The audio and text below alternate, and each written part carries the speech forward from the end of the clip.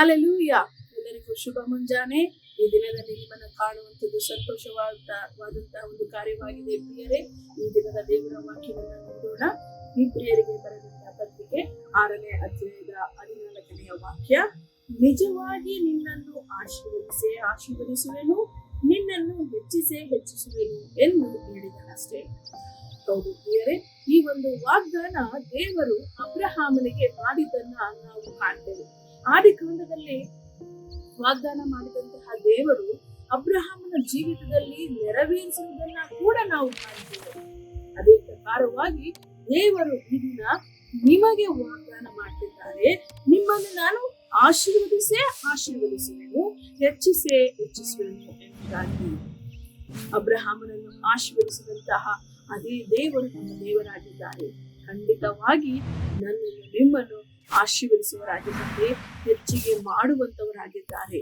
ಇದುವರೆಗೂ ನಾವು ಏನೆಲ್ಲ ಕಳೆದುಕೊಂಡಿದ್ದೇವೋ ಅವೆಲ್ಲವನ್ನು ಕೂಡ ಹೊಂದಿಕೊಳ್ಳುವಂತಹ ದಿನಗಳು ನಮ್ಮ ಜೀವಿತದಲ್ಲಿ ಬರುವಂತದ್ದಾಗಿದೆ. ನಾವು ಆಶೀರ್ವದಿಸಲ್ಪಡ್ತೇವೆ. ದೇವರ ವಾಗ್ದಾನವನ್ನ ನಾವು ನಂಬಿ ಆ ವಾಗ್ದಾನವನ್ನ ಇಟ್ಟುಕೊಂಡವರಾಗಿ ದೇವರ ಒಂದು ಕಾರ್ಯಗಳಲ್ಲಿ ನಾವು ನಿರತರಾಗಿರುವಾಗ ಖಂಡಿತವಾಗಿಯೂ ದೇವರ ಆಶೀರ್ವಾದಗಳನ್ನ ನಮ್ಮ ಜೀವಿತದಲ್ಲಿ ಹೆಚ್ಚಾಗಿ ಕಾಣುವರಾಗಿದ್ದೇವೆ. ಪ್ರಾರ್ಥನೆ ಮಾಡೋಣ. ಸ್ತೋತ್ರ ಕರ್ತನೆ, ಪರಿಶುದ್ಧನಾದಂತಹ ದೇವರೇ, ಅಪ್ಪ ಅಬ್ರಹಾಮನಿಗೆ ವಾಗ್ದಾನ ಮಾಡಿದಂತಹ ದೇವರೇ, ಸ್ವಾಮಿ, ನಮಗೂ ಕೂಡ ನಿನ್ನ ವಾಗ್ದಾನದ ಪ್ರಕಾರವಾಗಿ ಹೇಳಿದ್ದೀರಿ. ನಿಮ್ಮನ್ನು ಹೆಚ್ಚಿಸುವೆನು, ಆಶೀರ್ವದಿಸಿ ಎಂಬುದಾಗಿ. ಅದೇ ಪ್ರಕಾರವಾಗಿ ಈ ಕಾರ್ಯಕ್ರಮವನ್ನು ನೋಡ್ತಿರುವಂತಹ ಎಲ್ಲಾ ನನ್ನ ಸಹೋದರ ಸಹೋದರಿಯರ ಜೀವಿತವನ್ನ ನೀವು ಆಶೀರ್ವದಿಸುತ್ತೇನೆ, ಅವರನ್ನ ಹೆಚ್ಚಿಸಿ ಸ್ವಾಮಿ.